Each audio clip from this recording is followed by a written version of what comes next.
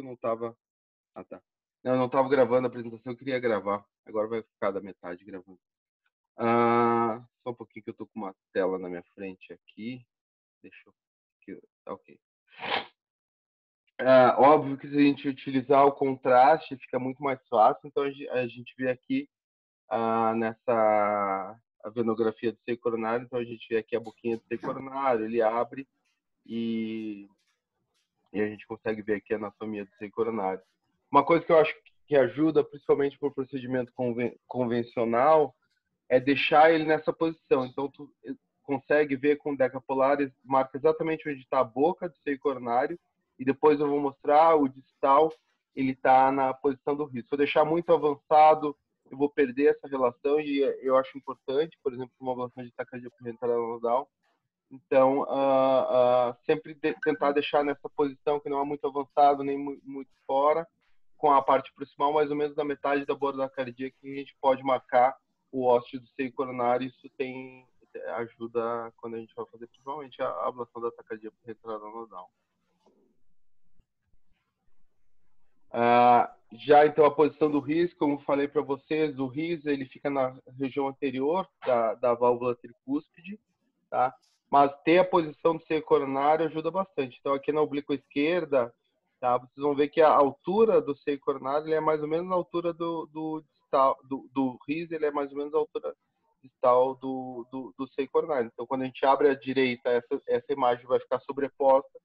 Então a gente vai ver aqui o RIS exatamente na posição distal. Então quando a gente está com dificuldade de encontrar o RIS, que a gente vai? A gente vai na posição, óbvio que ver o sinal aí para o RIS é fundamental, o sinal. Às vezes a gente até consegue colocar sem ter o sinal, mas a gente precisa do sinal. E eu vou colocar nessa região, mais ou menos nessa região do distal do seio coronário, que a chance de encontrar é enorme. E também é importante, por isso que eu falei daquela posição do seio coronário no início, que quando eu vou fazer, por exemplo, uma ablação de taquicardia por entrada nodal, eu sei mais ou menos onde está o RIS só pela posição do catéter do seio coronário. Então, aqui a posição do RIS na oblíqua direita, tá? E aqui a posição do RIS na oblíqua esquerda, lembrando que o septo ele é um pouco oblíquo, ele não é completamente reto, tá? Então, ele acompanha aqui essa região do septo, aqui eu fiz a marca de uma região do RIS mais proximal e um RIS mais distal. E já o trígono de Koch, quando a gente vai fazer a ablação da taquicardia por reentrada nodal, o que é o trígono de Koch? É a região que vai desde o RIS, tá? Da região do RIS. Então, aqui à esquerda eu tenho o RIS quando eu estava marcando a posição do RIS.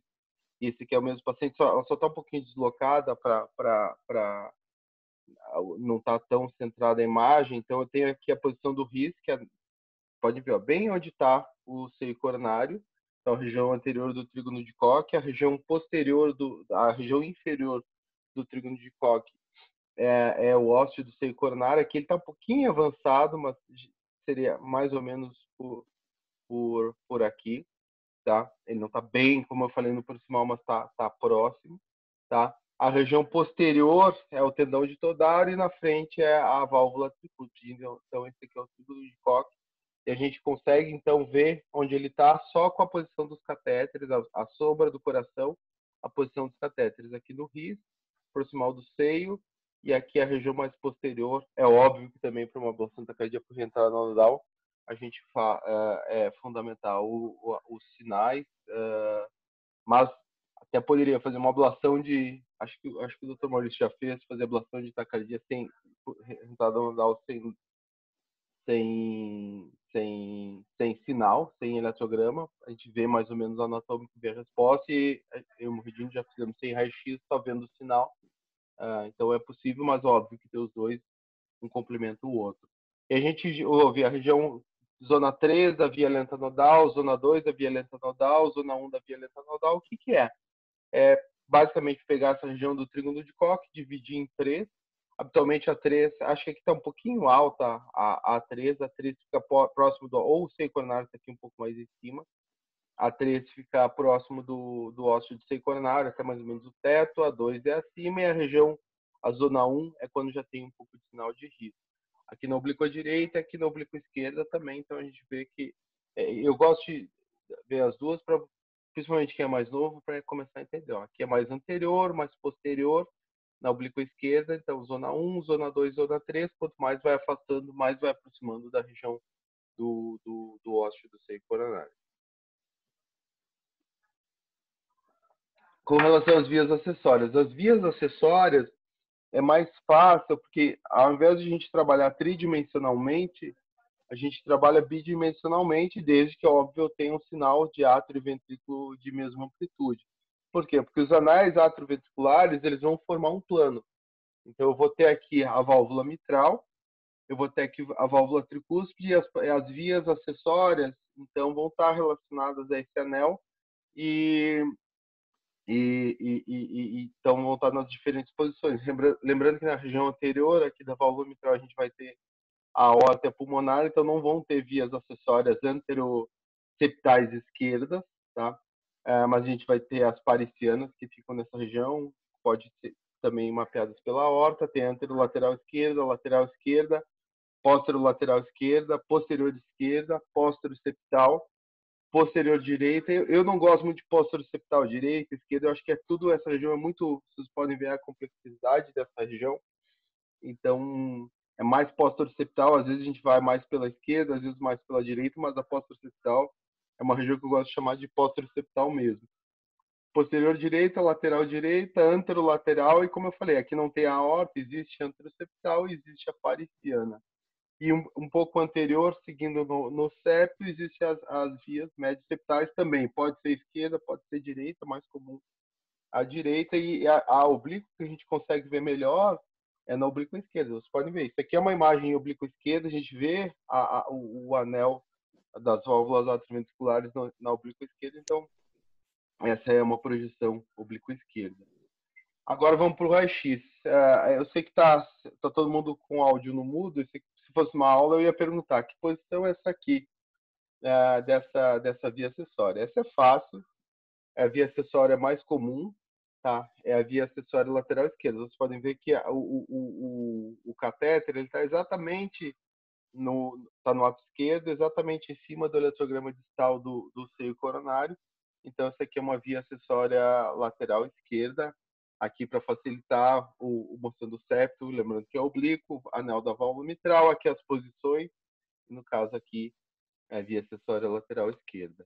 Agora aqui vocês podem ver que ele ainda está à esquerda, ele está do lado esquerdo do coração, só que ele está menos para o distal, ele está mais para a região posterior, então essa aqui é uma via acessória posterior esquerda.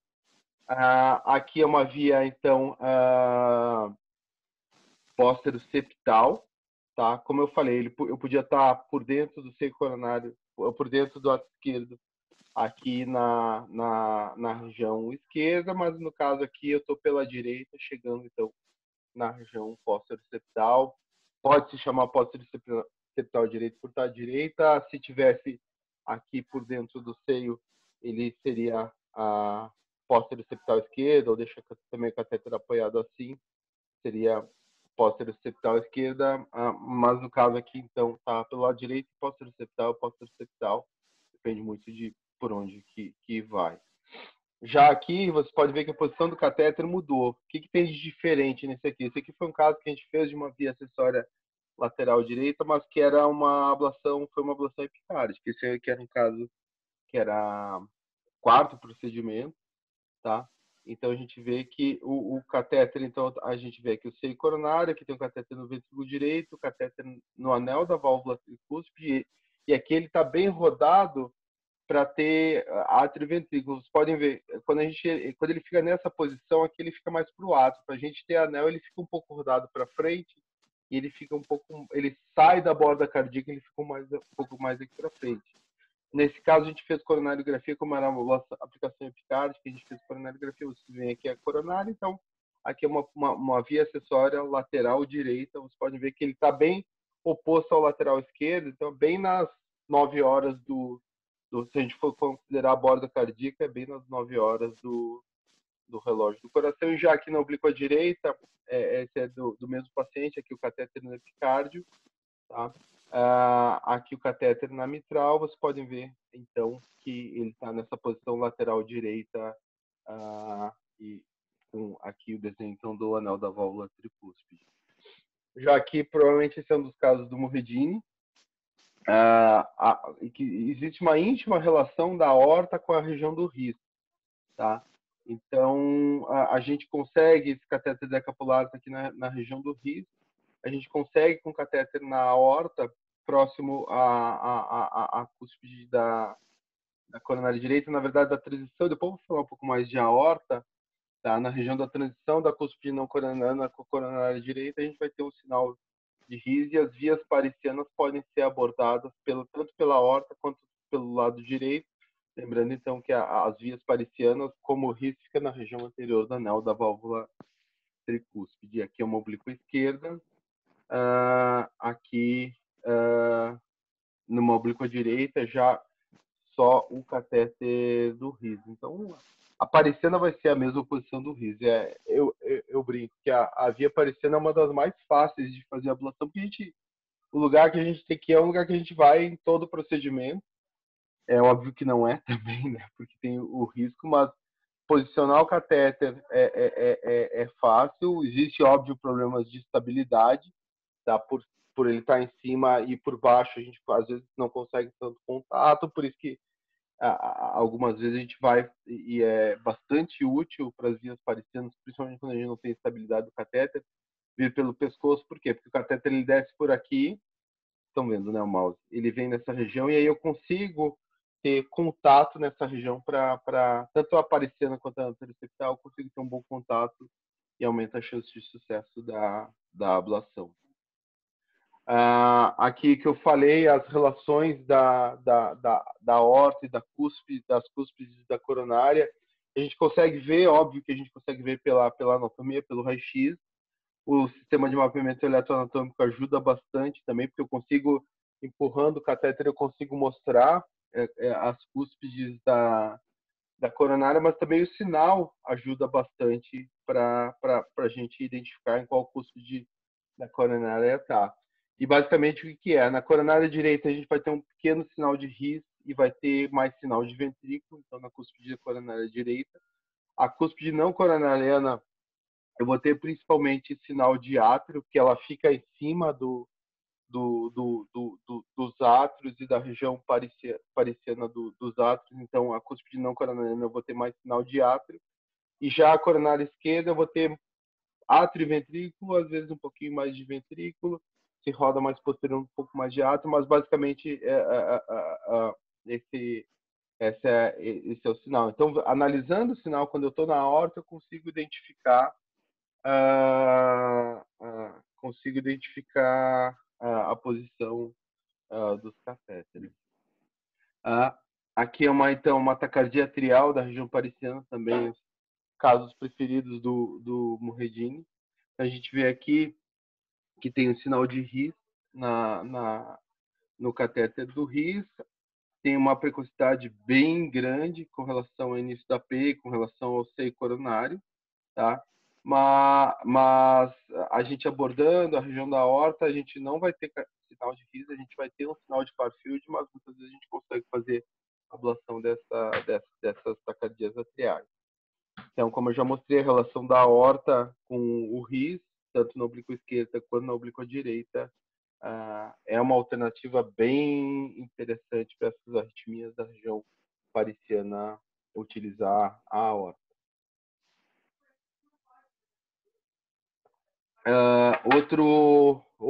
Outra procedimento que a gente faz só com fluoroscopia, tem gente que usa eco transesofágico, que usa eco intracardíaco, mas é totalmente possível, vocês veem que é totalmente possível fazer a transeptal só com a utilização da fluoroscopia. Eu tenho uma aula de transeptal, depois a gente pode programar também, eu vou passar bem rápido, mas basicamente a gente vai descer a transeptal na oblíqua esquerda, tá? Aí eu vou ter as duas quedas, a primeira queda é quando cai da cava dentro do átrio, e a segunda queda é quando o catéter cai na fossa oval. E o que é importante é a gente sempre que for fazer a punção transeptal, a gente ter um catéter no seio coronário, que eu vou mostrar a região, o limite inferior do septo, então essa é a descida. Na oblíqua direita, então, como eu vou ver? no caso, o coração não está bem reto, então ele vai ficar discretamente rodado para frente, a região da punção, tá? Mas eu tenho que estar atrás do seio coronário, rodado um pouco para frente e geralmente na frente da coluna e na frente do esôfago. Então aqui eu fiz a marcação de mais ou menos onde está o septo. Ele está um pouquinho grande aqui. Então o septo vai ser nessa região entre o seio coronário e um pouquinho mais para trás. Seio coronário e a coluna, então essa é uma projeção boa. Daí uma vez posicionado na direita, que eu sei que eu não estou nem muito anterior, nem muito posterior. Lembrando que se ele estiver reto, totalmente reto, ele está posterior. Se estiver apontando para cá, para o seio coronário, ou estiver quase encostando no seio coronário, eu estou muito anterior, então é uma posição boa para fazer a punção. E aí sim eu vou atravessar o septo. Como eu disse, o objetivo não é a transeptal essa aula, mas as relações anatômicas. Quando eu vou cruzar o septo, eu vou pro oblíquo esquerdo de novo. Por quê? Porque eu tenho que cuidar de que a hora que eu cruzar o septo, ó, você pode ver que deu aquele saltinho, eu não vou cair muito para o lado esquerdo, não vou encontrar a parede lateral, o apêndice. Aqui ficou ruim, mas vocês podem ver que tem a injeção de contraste. Eu sei que o contraste, quando aqui ele vai dar quedinha. Aí deu a quedinha, injeto o contraste, está aqui no lado esquerdo. Eu sei que eu estou no lado esquerdo, o contraste lavou, eu sei que não está no pericárdio. E também não sei que não fez a anatomia da aorta, que ele fica aqui. Tá? Então é uma posição adequada para avançar a bainha. Como eu disse, aí o foco na transeptal, a gente tem uma aula de transeptal que eu tenho todo o espaço que ficar longo para fazer hoje aqui. Aí uma vez dentro do átrio esquerdo, eu vou conseguir olhar as estruturas do átrio esquerdo. Esse aqui é um exemplo de uma taquicardia atrial focal, que vocês podem ver a posição do catéter. A gente tem aqui um catéter na veia cava superior, tanto para estimulação quanto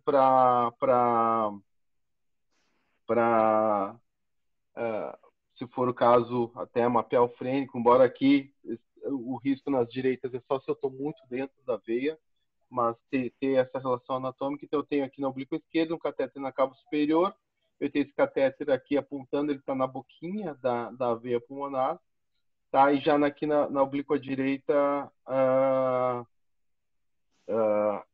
ele está apontado para trás, porque lembra que as veias são posteriores, então a gente vê o catéter aqui na região posterior das veias pulmonares. E no caso aqui, eu faço uma arteriografia, você pode ver então a posição da veia superior direita. Então, claramente, é bastante fácil de ver usando a fluoroscopia e entender a posição das veias pulmonares. No caso aqui, esse laço está bem avançado.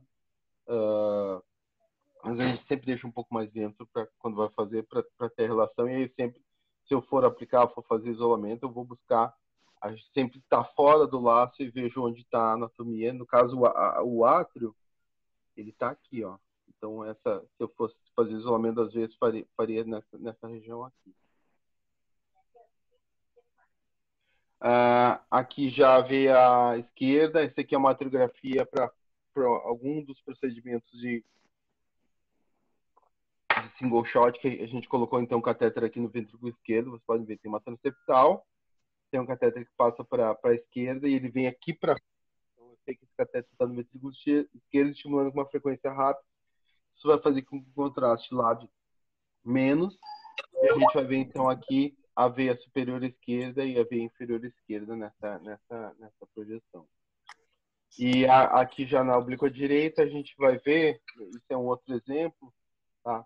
Que você pode ver que o catéter do laço, ele provavelmente está na veia superior, ele está um pouco para frente, não está tanto, aqui uma oblíqua direita, você pode ver a coluna aqui, e a gente injeta, e tem aqui a projeção do apêndice. Já assim, o apêndice ele é bem para frente, ele é bem anterior.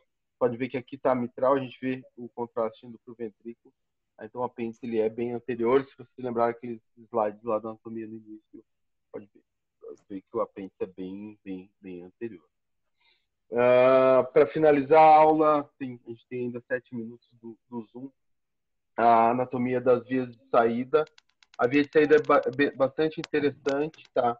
A via de saída do ventrículo direito, então, ela vai sair nessa região anterior e a artéria pulmonar, ela é bastante anterior. Então, tudo que é mais anterior na borda cardíaca é a artéria pulmonar, tá? Na oblíqua direita e na oblíqua esquerda, uma das características do trato de saída, das vias de saída, esse aqui não é bem uma oblíqua esquerda, ela está rodada um pouquinho mais por cima, tá? É que à medida que eu vou entrando na pulmonar, ela vai indo para o lado esquerdo, e à medida que eu vou entrando, ou no caso, saindo da aorta, ele vai vindo para o lado direito. Então, existe esse cruzamento da artéria pulmonar e da aorta. Então, aqui com catéteres na oblíqua direita, e a oblíqua direita é bem boa para entrar com o catéter. Então, a gente vê o catéter na via de saída e na região anterior da via de saída, a região mais anterior, ele fica quase na borda anterior do coração. E no caso aqui, ele está um pouco mais dentro. Você pode ver que ele cruza para a linha do lado esquerdo do coração. Então, até eu falei no início, tem dúvida. Às vezes, a única condição para cruzar do lado esquerdo do coração estando à direita é ou estar dentro do seu coronário, ou óbvio que também tem um forame oval, ou então entrar na via de saída. Se eu entrei na via de saída, eu vou assim cruzar do lado esquerdo do coração. Já a aorta, eu optei por deixar essa imagem estática para ficar melhor. Então, vocês podem ver que a aorta ele é um pouco mais posterior à pulmonar, aqui na oblíqua direita. Tá? A gente pode ver aqui as cúspides. Beleza? Tem a injeção. Olá, Álvaro. Bom dia. Peraí. Alguém entrou aí.